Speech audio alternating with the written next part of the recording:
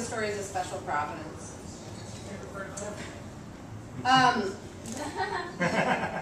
The mass of blue-gray shapes moved over the dusty plain with perfect coordination and seemingly arbitrary direction, like a shoal of sardines.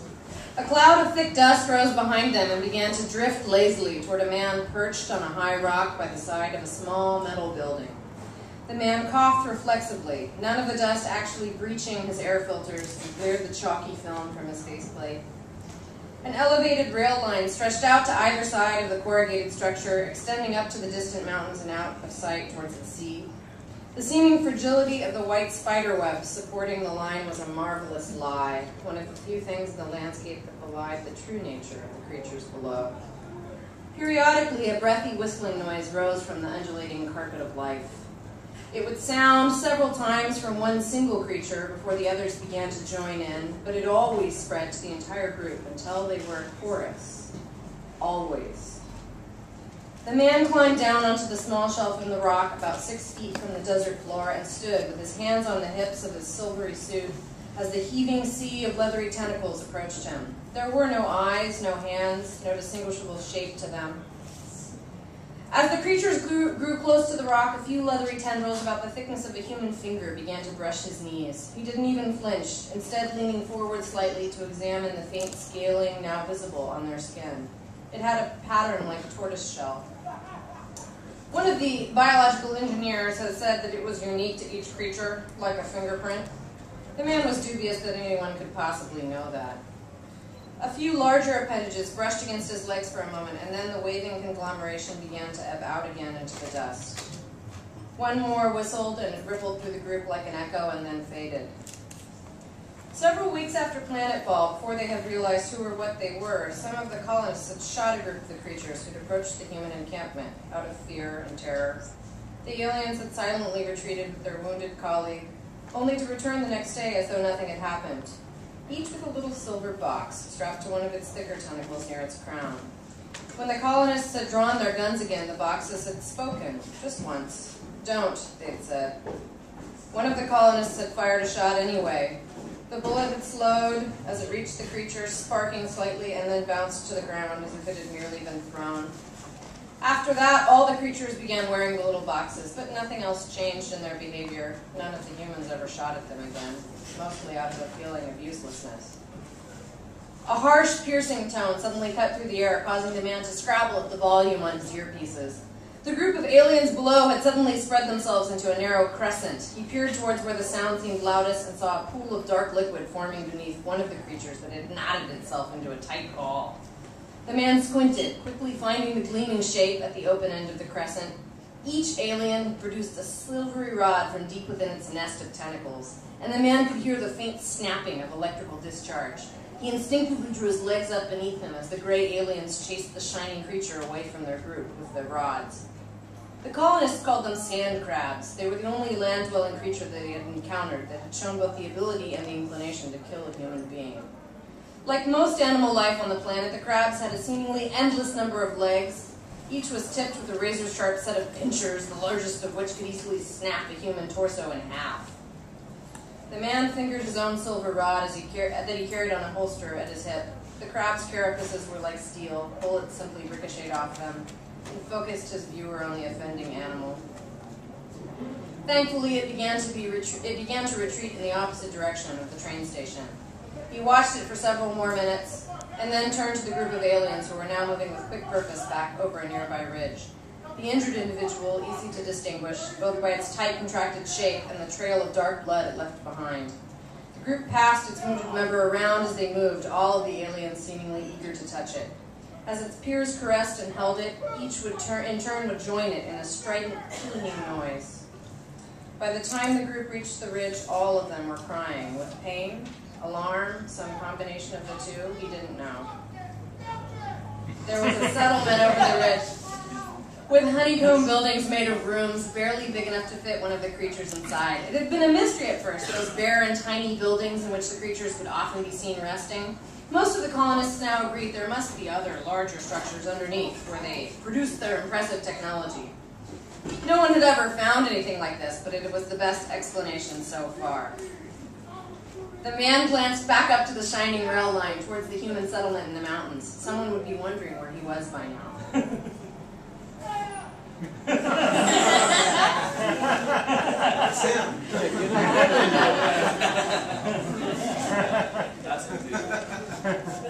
Alright, this is background noise here. A soft scratching noise behind the man made him whirl around and he yanked his electrical prod from its holster. Expecting a nest of sharp claws, he was surprised by the soft tentacles that greeted him instead. A single creature, only barely as tall as the rock, hovered next to it. The man blinked, his mouth open in amazement. In the 26 years since they had landed on this planet, no one had ever reported having seen one of these creatures all alone. Was it watching him? He looked around for the larger group, but he could see nothing for miles. The dust and rocks, the train station. He could be imagining it, but he was almost certain now it was watching him. The man dangled his legs over the edge of the rock and spoke in its direction. Are you lost? The thing didn't move from its position, but he thought he could detect slightly more rapid movement along the smaller tentacles at the top of it. He was about to speak again when a stuttering noise began to emanate from the thing's little silver box. You are lost. He recalled problematic reports he'd heard from the other colonists who'd had interactions with individual creatures. No, it's a question. Why are you separated from your group? Again, there was a pause. You need help. The man sighed. The thing spoke again. You need help. It extended a single tentacle and touched his leg with it. Another soon joined it. He pulled his leg away and the tentacles retracted. The man huddled on top of his rock, his arms around his legs. What do you want? You are lost. You need home. You need a home. The man could not help himself and began to laugh. Now you tell us, he thought to himself as he relaxed and watched it carefully for any further weirdness. He should be recording this, he knew. There was a rich bounty available for any descriptions of unusual or novel behavior exhibited by these hosts, these inscrutable hosts. It had been nearly 3 decades. They'd learned almost nothing about the native civilization of this planet, save their nearly unrelenting benevolence. The creatures had built the entire rail line within about a month of the colonists' arrival, with its vast, spidery machines that had come seemingly out of nowhere and disappeared just as mysteriously. The first intrepid colonists to ride the little cars, far too small to accommodate the aliens themselves, had found a city in the cool mountains, equipped with greenhouses and living quarters and medical facilities, all far superior to those they had brought from their dismantled ship, the Providence. Everything, right down to the threading on the bolts that held his kitchen table together, was unmistakably copied from what the humans had brought with them when they landed. The only pieces of truly alien technology the aliens had left in the colonists' possession were the electric prods and the train, and none of the scientists had been able to even begin an explanation how either worked. Both were of seamless construction, made of completely unfamiliar alloys that seemed to defy any analysis, and almost seemed to work via thought alone if you believed in that kind of thing. The alien beside the man began to move, startling him to his feet again. It had begun to spread itself out, flattening into a shape he'd never seen before, like a giant flower. Lower and lower, it spread itself onto the baking ground. The man crouched uncertainly. What are you doing? I'm sitting, like you. It had become a rolling carpet, the tentacles underneath it moving twice as fast as normal to avoid the hot ground. Why? You were sitting. I would like to sit too. An outlandish set of ideas began to dance around in the man's head, still too inchoate to give voice. It was smaller than any of the creatures he'd seen before. It was behaving very oddly, copying everything he did. Shouldn't you be with your group? You're always in groups. Why are you alone? I want to be with you. The man blinked rapidly. What? The alien's appendages fluttered. You need a group. You will be my group. I came alone to be your small group. Humans have small groups. The man smiled and shook his head in wonder, his hypothesis beginning to coalesce. It was based wholly on previous experience, but not with the aliens. What do you mean we have small groups? The town over the hill has 200 humans in it. But you are not all in a group. I have seen you. You have small groups, sometimes just groups of 2. Groups of 2. Yes, I have watched you in your settlement. The man ignored for a moment the more disconcerting aspects of that statement. Since their construction, none of the colonists had ever reported seeing one of the aliens within 5 miles of the human settlement. What you're talking about are families. These are those groups. That's how we raise our young, our children. You have no children. You have no group. I will be your group. The man's breath caught in his throat, and he cleared the dust from his faceplate, in lieu of touching his actual face as the thing continued. It was too bizarre to be true, and he drew the strangest mix of feelings the man had ever felt from a place he had thought long sealed. You were a group of 3. You and a genetically dissimilar group mate created a child. Now they are gone. The man sat again, his breath humming in his throat.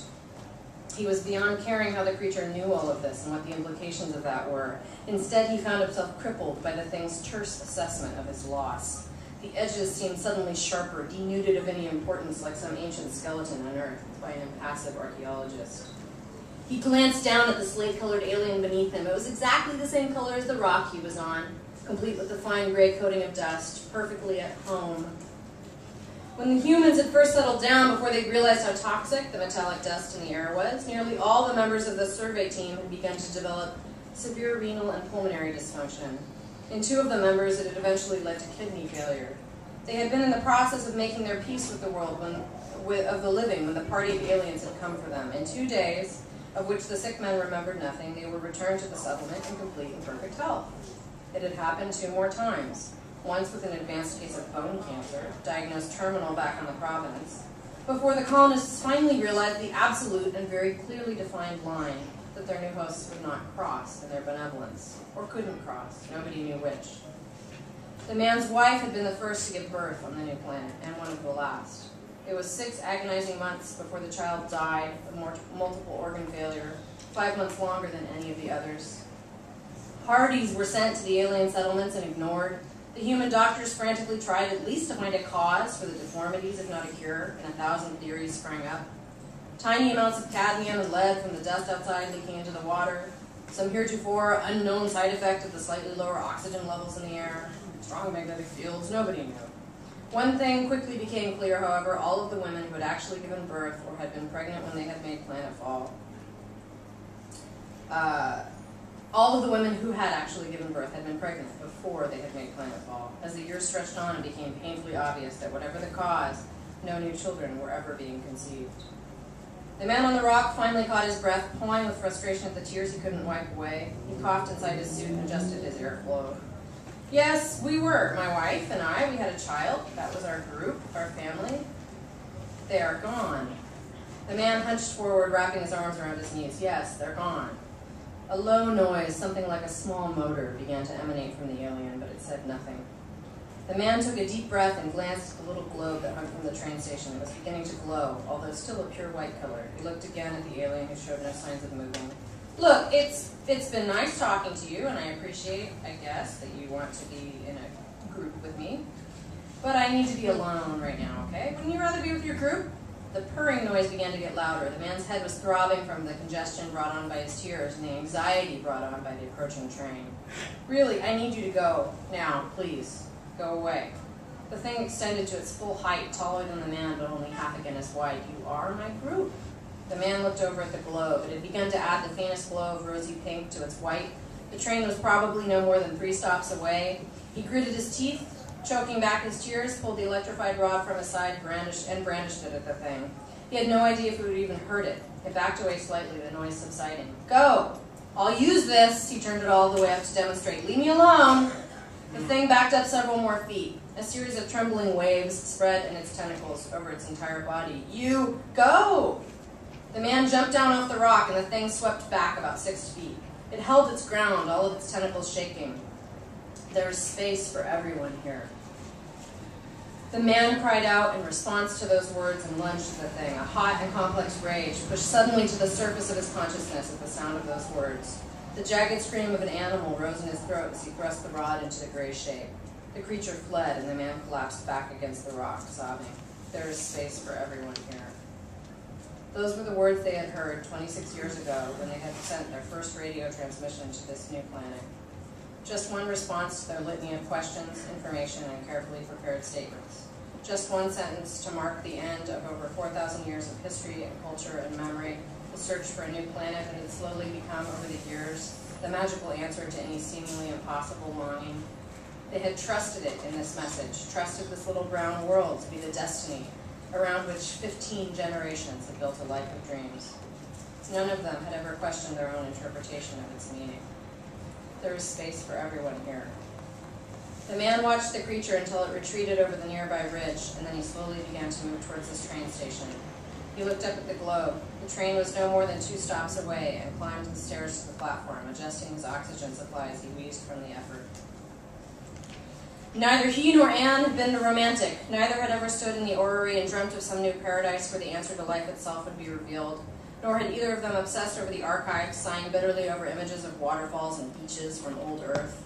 When the message had come, although neither of them had dared to speak such heresy, they had both met the news with dread. The colonists' ancestors may have been brave and adventurous, but adventurousness didn't sustain a society of thousands. People like Anne did.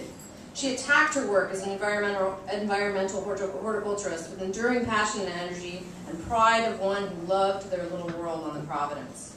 It was one of the 4 massive ships that had literally stripped the last life from a ruined Earth. But it had been hundreds of years since anyone on the Providence felt an allegiance to anything other than the ship itself. The man could now see the train on the dry horizon. He mounted the platform with a sigh and glanced up at the tiny green glint of the settlement on the mountain where the ruins of the Providence were to live out their final days. He quickly turned his attention back to the approaching point of light down the track. It had been 20 years since Anne had taken the same train out to the coast, walked into the ocean, and drowned herself. Others had assumed she had fallen into the deep depression that finally claimed her due to the loss of their son, but he knew better. He had finally come to realize what Anne had understood 20 years ago. He knew the true meaning of the first message the colonists had received. There was room for everyone on this planet that had been on the ship when it landed, and not a single child more. There was no room for anything new, no room for a generation of human children who would see the planet as their home and their birthright. The point of light had become a round front of the express shuttle from the mountain settlement to the coast. It was the same train that Anne had taken that day, and it didn't stop at this station. He spread his arms, his face relaxing as a cool sense of relief spread throughout his body. He smiled gently and fell back onto the track. Halfway up the ridge from behind a large rock, a single gray shape tentatively emerged. The creature hovered uncertainly for a minute, and then glided over the desert to where the man's body had been thrown aside by the front of the train's suspension field. Slowly, it extended 1, then 5, then 20 of its prehensile appendages towards the body. Again and again it touched, delicately turning him over several times. Finally, it carefully pulled the body up into itself, gingerly, and began to carry it back up the ridge.